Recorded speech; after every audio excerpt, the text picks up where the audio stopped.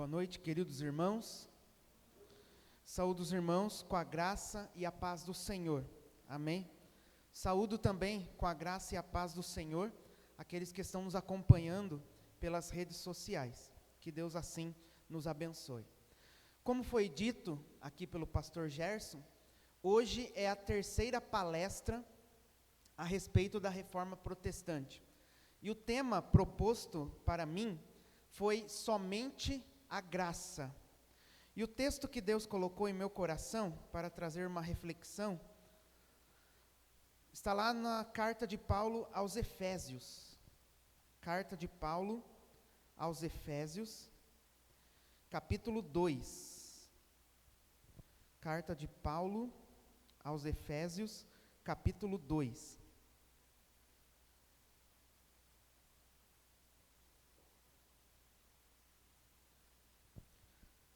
Do versículo 1 ao versículo 10. Efésios capítulo 2, versículo 1 ao versículo 10.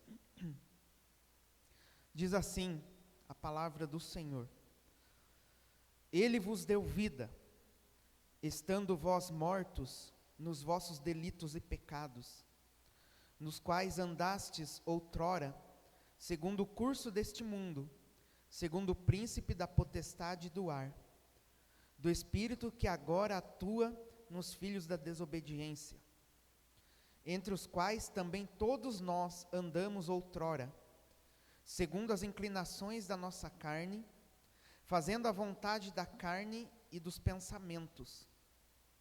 E éramos por natureza filhos da ira, como também os demais. Mas Deus, sendo rico em misericórdia, por causa do grande amor com que nos amou, e estando nós mortos em nossos delitos, nos deu vida juntamente com Cristo.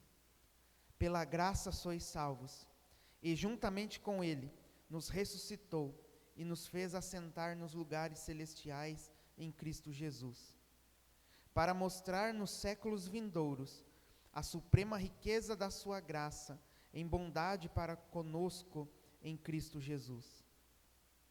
Porque pela graça sois salvos, mediante a fé.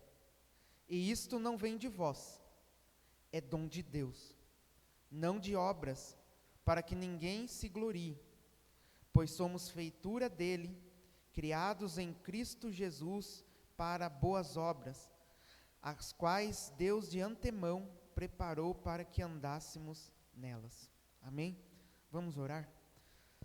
Querido Deus, maravilhoso Pai, Deus de graça, Deus de amor, Deus de misericórdia, nesta noite, Senhor Deus, vamos refletir à luz da Tua Palavra sobre a salvação pela graça. E a Tua Palavra, ela é eficaz, ela é rica para as nossas vidas, Senhor. Abençoa, Senhor Deus, cada um que está aqui nesta igreja, todos aqueles que estão nos acompanhando pelas redes sociais, que nós possamos refletir aqui, meditar e aplicar para as nossas vidas. Em nome de Jesus Cristo, amém. Queridos, já foi exposto aqui a respeito, da reforma protestante, propriamente dito, na palestra do pastor Gerson, na palestra do presbítero Fabiano, e nós já aprendemos muito com essas palestras anteriormente.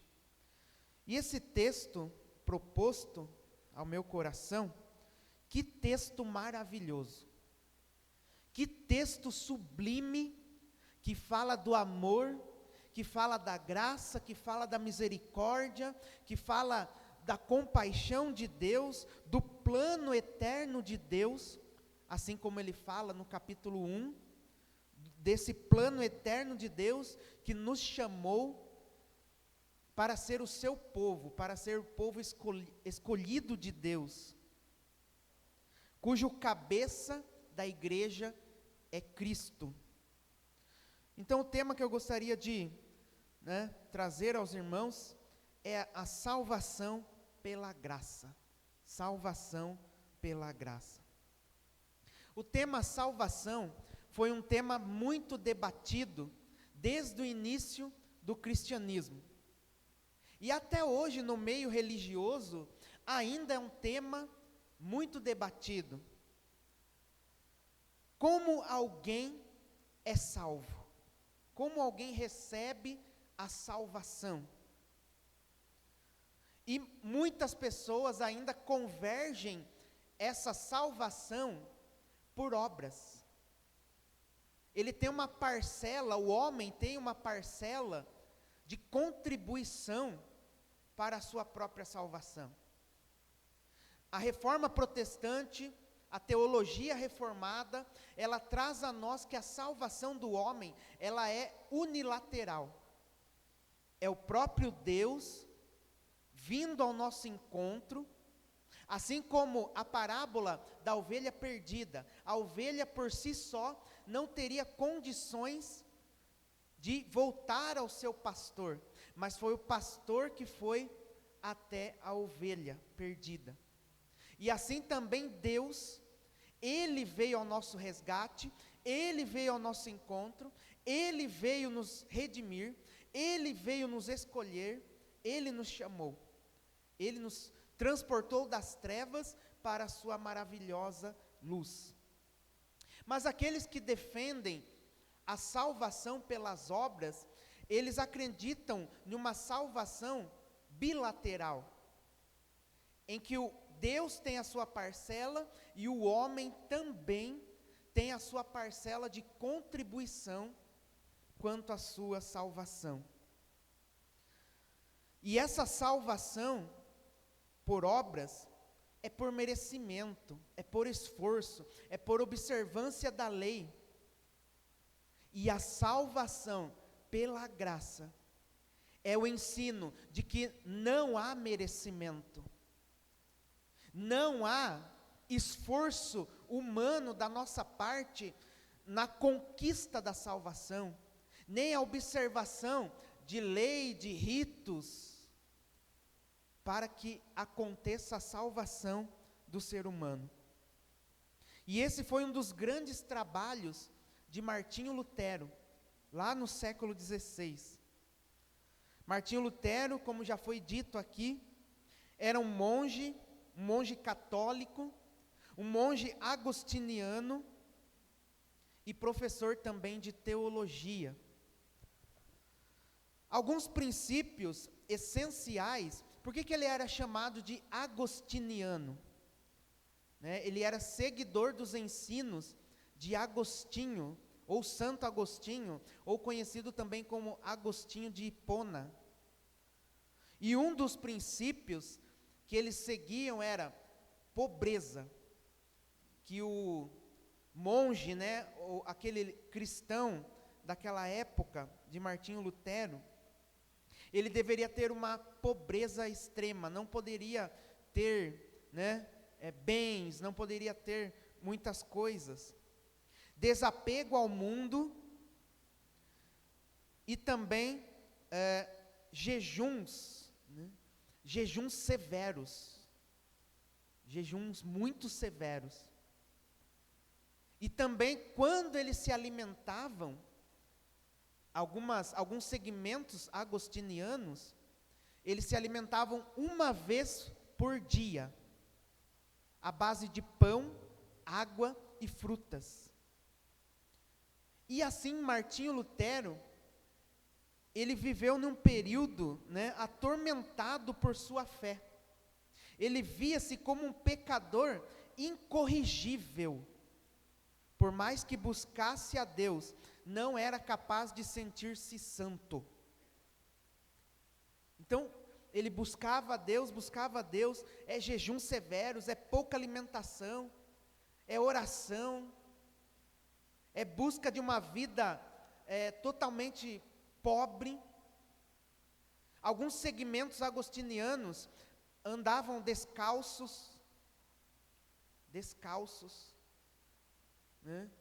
não tinha preocupação com vestes, eles não tinham preocupação com a aparência, Eles eram mesmo um segmento muito rígido. Até que certo dia, Martinho Lutero foi iluminado pela palavra de Deus ao ler Romanos 1,17. Porque no Evangelho é revelada a justiça de Deus, uma justiça que do princípio ao fim é pela fé, como está escrito: o justo viverá pela fé, ou o justo viverá por fé. Então veio como uma revelação cristalina, veio como um bálsamo sobre a vida de Lutero. Lutero, que os historiadores descrevem que ele chegava a se automutilar, dar chicotadas nas suas costas, porque toda vez que ele tentava, entre aspas, ser santo, ele descobria que ele era pecador. Ele descobria que por mais que ele seguisse todos esses ensinamentos agostinianos, ele não alcançava a verdadeira alegria. Ele vivia um momento de desesperança, de desespero, de medo. E a igreja da época, então, estava imersa em escuridão, heresias, hipocrisias, medo, desespero. Havia declínio moral das autoridades da igreja. E a ideia da doutrina da salvação estava tão corrompida, que aí se apresentam as indulgências, que era um documento carimbado pelo Papa da época, que concedia aos seus membros o perdão dos pecados, e também o livramento do purgatório. Poderia até acontecer isso, o livramento do purgatório. E Martinho Lutero então compreendeu que a salvação é gratuita. A salvação é pela graça, e não por qualquer obra humana. Os relatos históricos ainda continham, aqueles que poderiam pagar pelas indulgências, mas na cabeça de Martinho Lutero, e aqueles que não poderiam pagar? Estariam eles condenados? Como era o caso dos mendigos, moradores de rua, que não compravam as indulgências? Então isso foi ali sendo trabalhado no coração de Martinho Lutero. Outra coisa terrível daquela época é que aqueles que eram donos de muitas posses e ouro, eles compravam as indulgências por pecados a cometer. Então diziam eles, pensavam eles: semana que vem eu vou pecar, já vou comprar uma indulgência para aquele pecado que eu hei de cometer.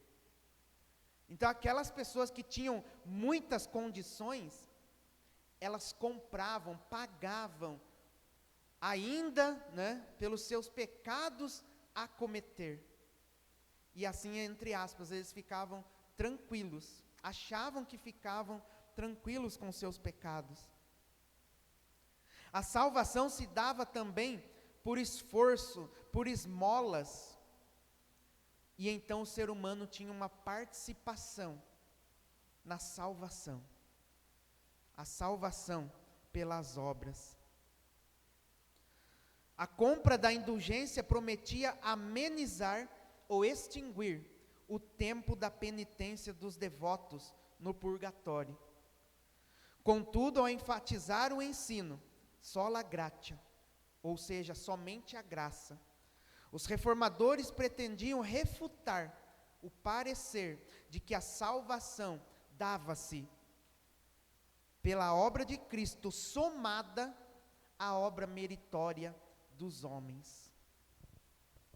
Então esse foi o trabalho de Martinho Lutero. Até o último instante da sua vida, ele perdurou o ensino, nós somos salvos pela graça, mediante a fé em Cristo Jesus. Nesse texto do apóstolo Paulo, ao qual gostaria de destacar neste momento, em primeiro lugar, Paulo apresenta quem é o ser humano, quem éramos antes de Cristo. Antes de nós entendermos o caráter do amor de Deus, da graça de Deus, nós precisamos entender o caráter, a essência do ser humano. E então ele diz: Ele vos deu vida. Ele vos deu vida.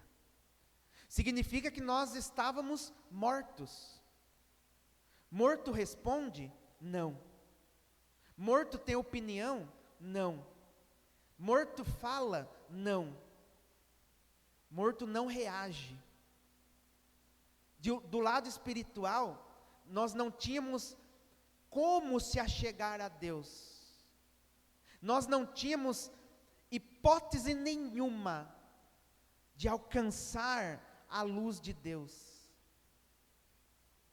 Estando vós mortos nos vossos delitos e pecados. Delitos significa infrator, transgressor, desvio do caminho certo, errar o alvo. Então nós estávamos mortos em nossos delitos e pecados. Nós éramos infratores da lei, aqueles que desconhecem os caminhos de Deus. A palavra vida é um estado de comunhão com Deus, e a ideia de morte é um estado de separação de Deus. Nós que estávamos separados de Deus espiritualmente, através do primeiro Adão, e através do segundo Adão, nós fomos trazidos para Deus, da morte para a vida, através de Cristo, que é o segundo Adão. Nós que andávamos sem Cristo, todos os nossos passos eram inseguros e tristes, estávamos sob o domínio do espírito deste mundo, desse sistema tenebroso, desse sistema espiritual de Satanás, do diabo. E ele continua dizendo: nos quais andastes outrora, segundo o curso deste mundo, segundo o príncipe da potestade do ar, do espírito que agora atua nos filhos da desobediência.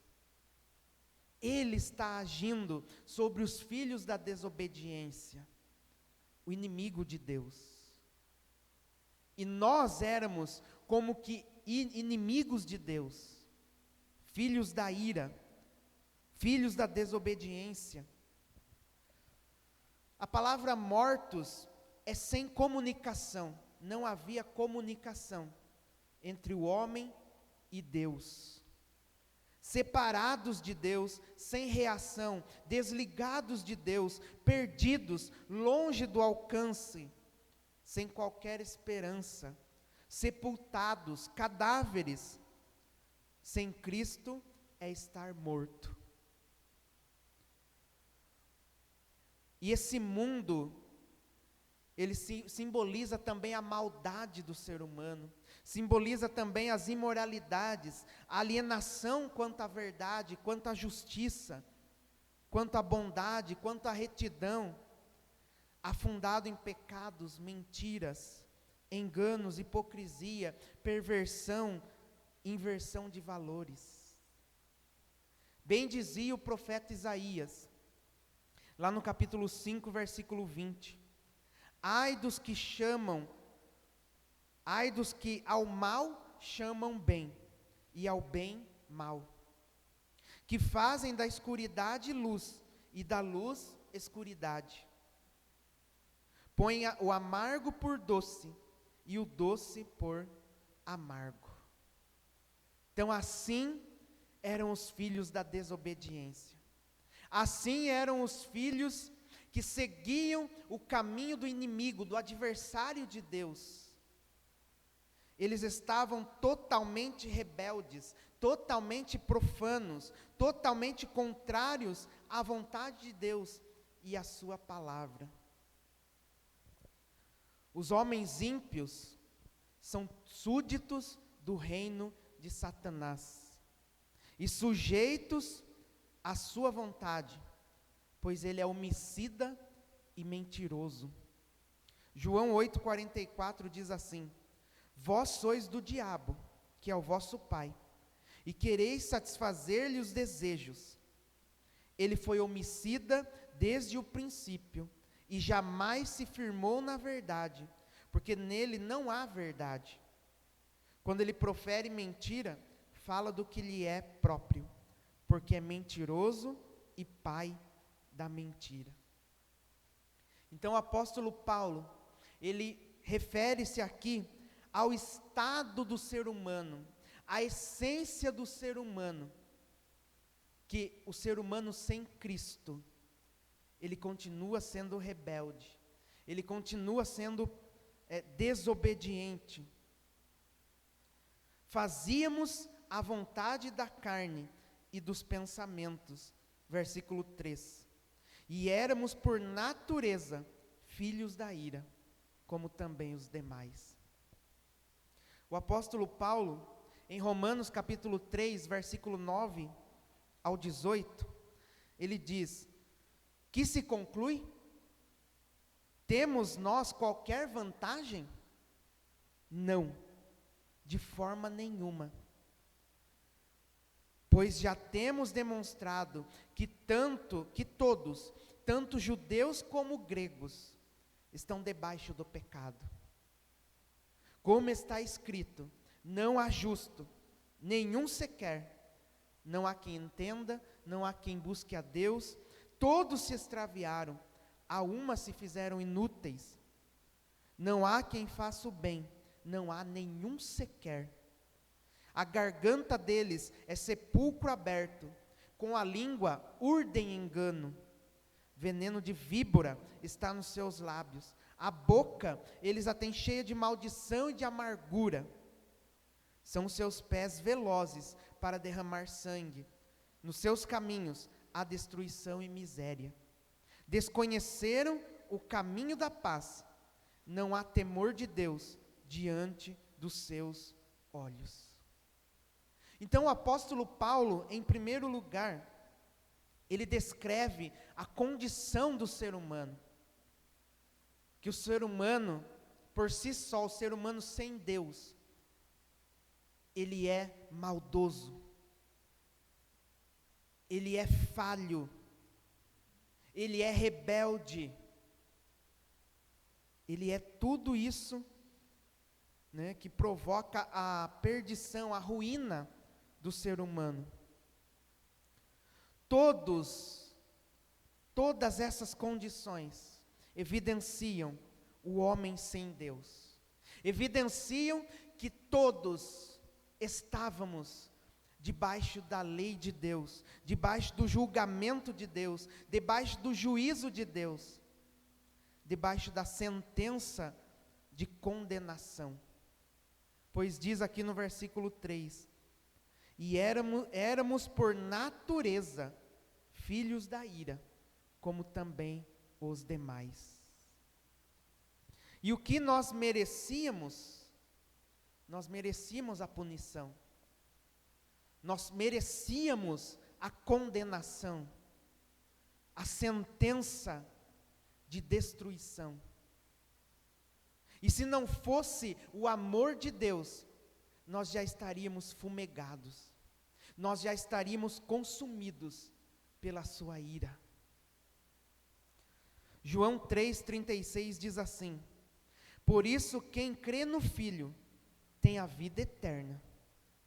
Porém, o que todavia se mantém rebelde contra o Filho, não verá a vida, mas sobre ele permanece a ira de Deus.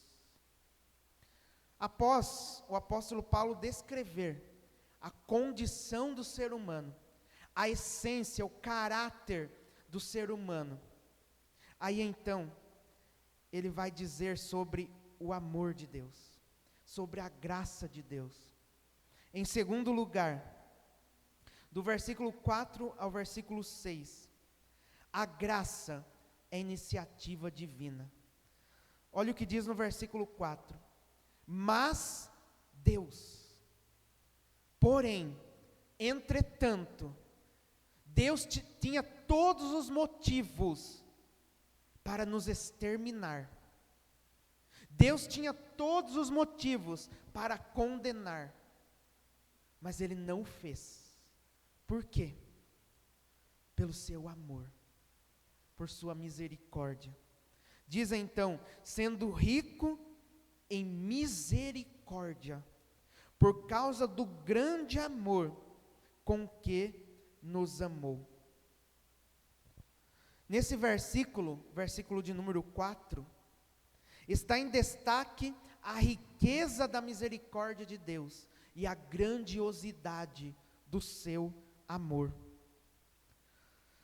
Salmo 25, versículos 6 e 7, Salmo de Davi, diz assim: lembra-te, Senhor, das tuas misericórdias e das tuas bondades, que são desde a eternidade. Não te lembres dos meus pecados da mocidade, nem das minhas transgressões. Lembra-te de mim, segundo a tua misericórdia, por causa da tua bondade, ó Senhor. Assim como o apóstolo Paulo diz anteriormente, que nós merecíamos o juízo, nós merecíamos a condenação, a punição, mas Ele nos poupou. Precisamos de misericórdia, porque não somos inocentes. Só se tem misericórdia de quem está num estado desfavorável, deplorável, desprezível, que está em péssimas condições. Somos nós, eu e você. Nós estamos nesta condição miserável, nesta condição deplorável, que se não fosse a graça de Deus, o amor de Deus, a misericórdia de Deus, nós não estaríamos aqui. Lembre-se, quando você acordar, a misericórdia de Deus já se fez presente na sua vida. Quando você levantar da cama, é a misericórdia de Deus que está presente. Quando você respirar, quando você trabalhar, quando você voltar do trabalho, é a misericórdia de Deus que está presente na sua vida. Romanos 8, 1 e 32 diz assim: agora, pois, já nenhuma condenação há para os que estão em Cristo Jesus. Verso 32, aquele que não poupou seu próprio filho, antes por todos nós o entregou, porventura não nos dará graciosamente com ele todas as coisas? Este é o amor de Deus. É o amor de Deus que as suas misericórdias não têm fim. E essa é a causa de nós não sermos consumidos. E este amor é gerado pela misericórdia de Deus por nós. Um exemplo, sempre, nas famílias, há uma criança muito peralta. Há uma criança muito peralta que, na mesma semana, ele quebra 3 copos. Aí ele bota um garfo ali na rede elétrica, na sua tomada, queima a tomada. Aí na mesma semana, ele risca o teu carro. Aí você diz: o que eu vou fazer com esse menino? O que eu vou fazer com essa menina? O que eu vou fazer com essa criança? E alguém pode dizer: ele merece a punição, ele merece a condenação, ele merece a correção. E você diz: não, eu não vou fazer isso. Eu terei misericórdia. E por quê? Por causa do meu grande amor que eu tenho por ele. Assim somos nós com os nossos filhos, quanto mais o Pai Celestial. Nós merecíamos a justiça de Deus, a ira de Deus. Quando estavam lá na cruz de Jesus, ao lado da cruz de Jesus, os dois malfeitores, os dois ladrões, Lucas 23, 39 ao 41 diz que um dos malfeitores crucificados blasfemava contra ele, dizendo: não és tu o Cristo? Salva-te a ti mesmo e a nós também. Respondendo-lhe, porém, o outro, repreendeu-o, fica quieto, dizendo: nem ao menos temes a Deus, estando sob igual sentença? Nós, na verdade, com justiça, porque recebemos o castigo que os nossos atos merecem, mas este nenhum mal fez. Parafraseando, nós não merecemos, nós não merecíamos, não estamos aqui porque merecemos, não estamos aqui porque somos justos, não, mas Ele sim, Ele nada fez, mas estava lá, pregado naquela cruz, para que hoje nós pudéssemos estar aqui. Sempre foi graça, sempre haverá a graça de Deus. A graça de Deus é 100%. A graça de Deus, ela opera em nossas vidas, antes mesmo de nós sabermos o que era a graça. Antes mesmo de nós sabermos que éramos pecadores. No livro A Graça Bate à Sua Porta, eu gosto muito desse livro. É um livro pequeno assim, de Max Lucado. E ali ele conta histórias, por isso que eu gostei muito desse livro. Ele conta histórias de pessoas, ele conta histórias que envolvem a minha vida e a sua vida. E um desses relatos verídicos, que ele diz que antes mesmo de nós sabermos, Deus já estava nos perdoando em Cristo Jesus, nos salvando pela graça. Ligaram do banco para ele, dizendo: olha, a conta da sua filha está negativada.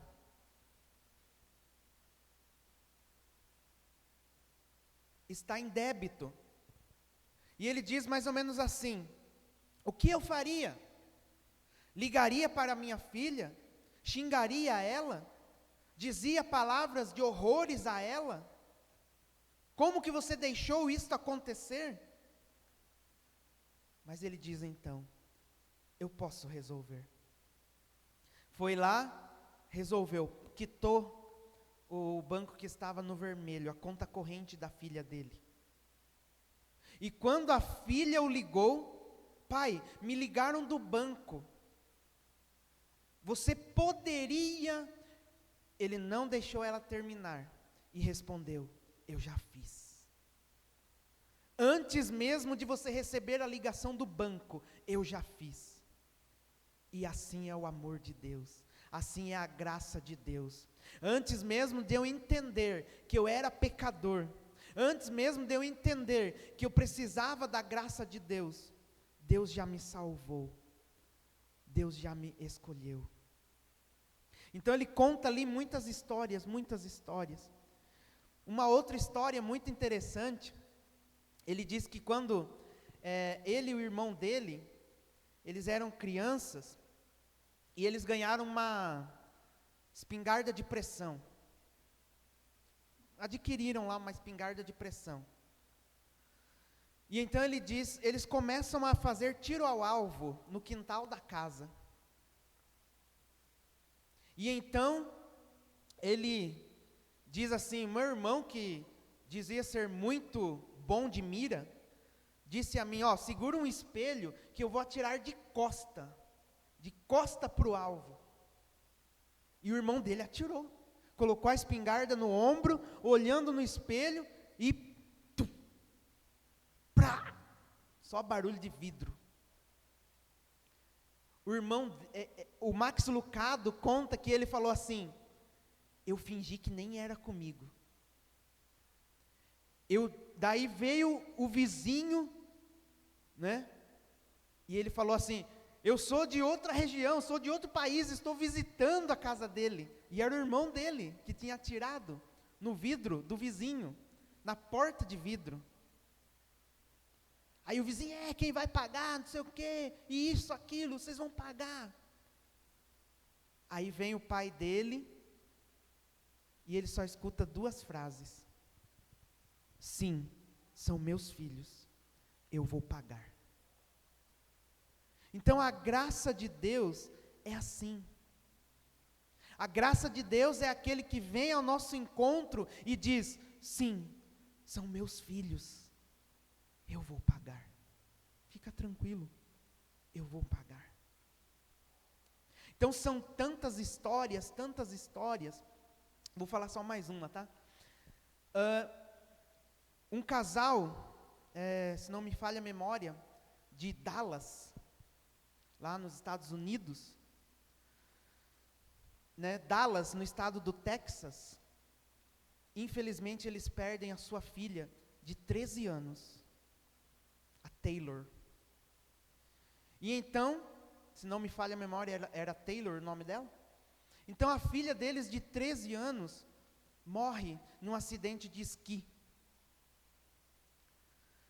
E então esse casal, eles doam os órgãos da filha.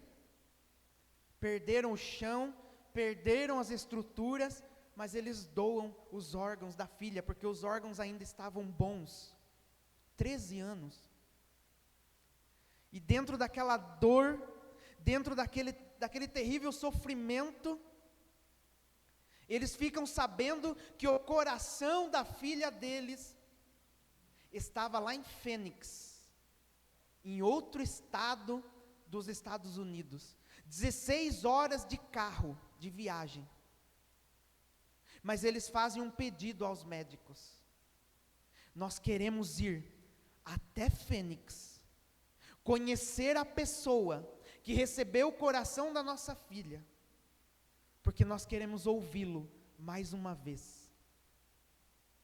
E então eles viajam, pegam um avião, viajam de Dallas, no Texas, para Phoenix. E então, lá eles encontram a receptora.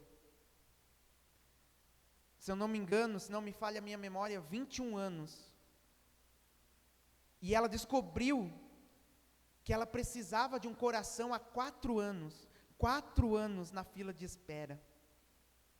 No sofrimento, na dor, na angústia por um coração.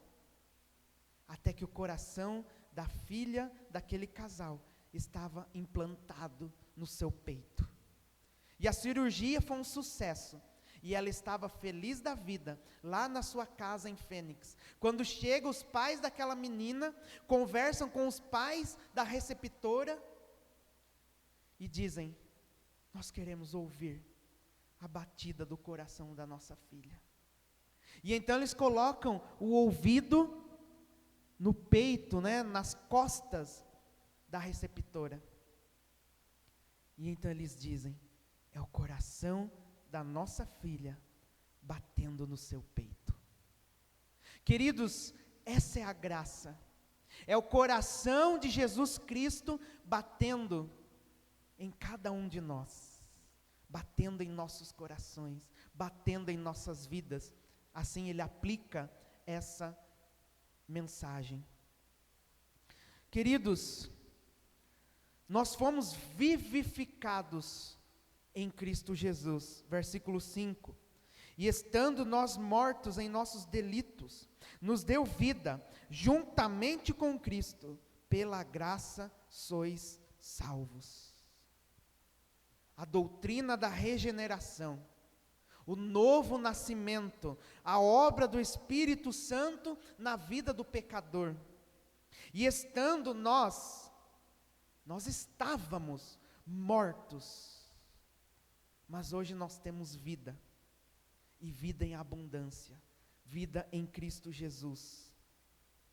E essa ressurreição espiritual, essa obra espiritual, indica uma nova vida recebida através de Cristo Jesus. E através de Cristo Jesus, nós recebemos as moradas celestiais. Versículo 6. E juntamente com Ele, nos ressuscitou, e nos fez assentar nos lugares celestiais, em Cristo Jesus. Através de Cristo, por meio de Cristo, é que nós temos a salvação. E é por isso que Paulo, ele exclui qualquer intenção humana, qualquer manifestação humana, de que eu posso, nem que seja 1 milímetro, 1%, dar um esforço meu para a salvação. Por isso que a salvação é pela graça. Em terceiro e último lugar, somos salvos pela graça de Deus. Versículo 8 a 10.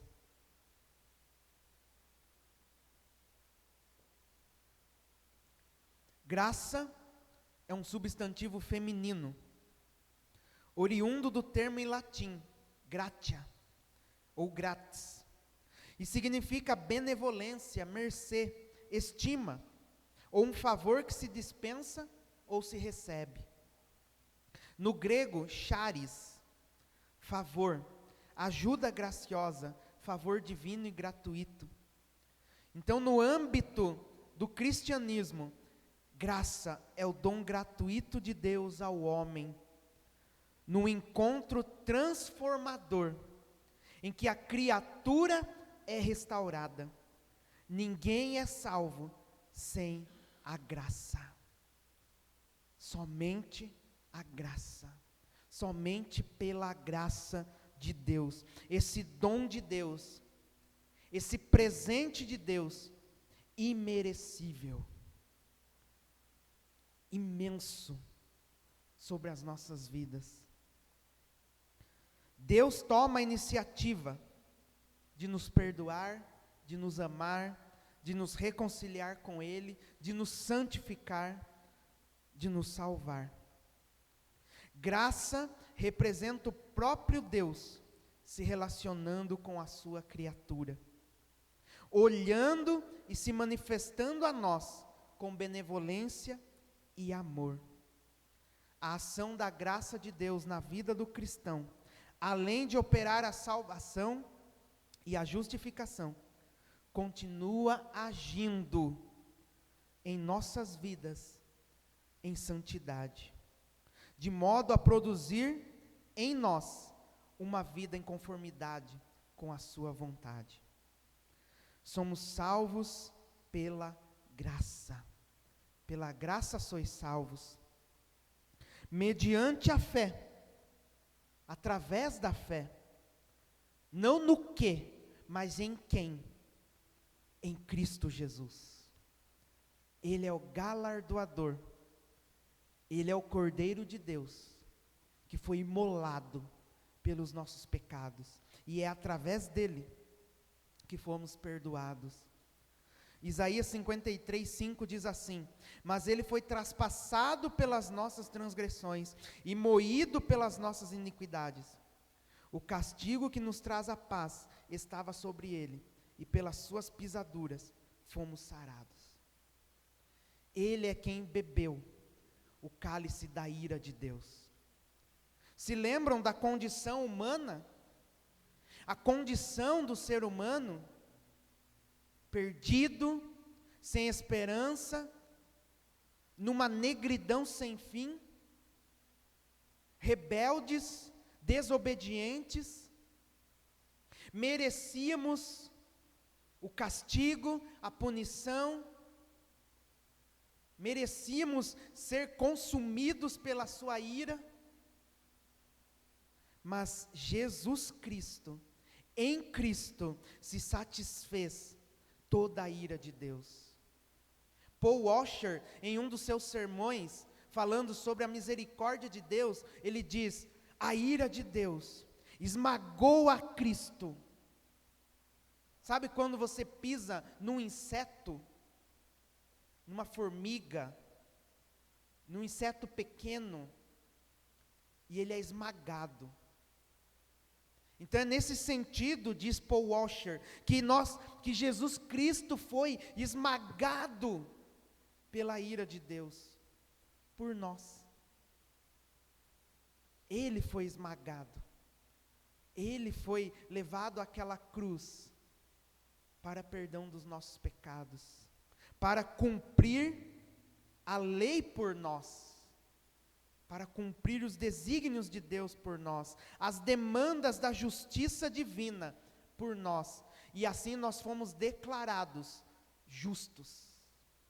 A justificação, declarados diante do tribunal de Deus, justo. Quando nós passarmos pelo tribunal de Deus, Ele vai dizer, vai olhar para nós e ver a marca de Cristo, justo, justo, justo, não por mim, não por nós, não por nossas obras de merecimento, mas quando Ele olhar para Cristo e ver em nós as marcas de Cristo, Ele vai passar pelos méritos de Cristo, não pelos nossos méritos, mas pela obra de Cristo na cruz do Calvário. Então a salvação não é uma questão de merecimento, é um presente imerecido, é uma dádiva de Deus e não conquista humana. Esse foi foi mais um dos pilares dos pensamentos de Lutero. Somente Cristo, somente nele, somente nele. O breve catecismo de Westminster, na pergunta 86, diz assim: que é fé em Jesus Cristo? Fé em Jesus Cristo é uma graça salvadora, pela qual o recebemos e confiamos só nele para a salvação. Confiamos só nele para a salvação, somente nele. Não existe nada em mim, nada que chame a atenção de Deus, se não for por sua graça, por sua misericórdia e por seu amor. Concluindo, irmãos, lance sua esperança, lance sua confiança, lance sua fé, não em outra coisa, não em outro, mas em Jesus. Nós somos salvos pela graça de Deus, versículo 9, não de obras, para que ninguém se glorie. As obras fazem parte da caminhada do cristão, salvo em Cristo Jesus. Eu tenho que praticar as obras, eu tenho que frutificar, eu tenho que ser empático, eu tenho que ser misericordioso, eu tenho que ser compassivo, eu tenho que demonstrar que eu sou imitador de Cristo, eu tenho que desenvolver as obras, mas não para obter a salvação, como tem um ditado popular que diz: eu fiz isso, eu fiz aquilo para ter um tijolinho no céu, estou construindo minha casa lá no céu. Não, não é bíblico. Mas sim, eu fui salvo, eu sou salvo em Cristo Jesus, por sua graça e misericórdia, e então eu pratico as obras, porque eu já sou salvo, não para obter a salvação, mas como consequência da salvação. Que Deus assim nos abençoe, que Deus assim frutifique em nossos corações, que Deus assim esteja né, que nós possamos entender quem éramos sem Cristo. Nós somos vivificados em Cristo e nós somos salvos pela graça para as boas obras, pois somos feitura dele, criados em Cristo Jesus para boas obras. As obras, elas existem, elas acontecem, mas como consequência da salvação em Cristo Jesus, as quais Deus de antemão preparou para que andássemos nelas. Amém? Vamos orar?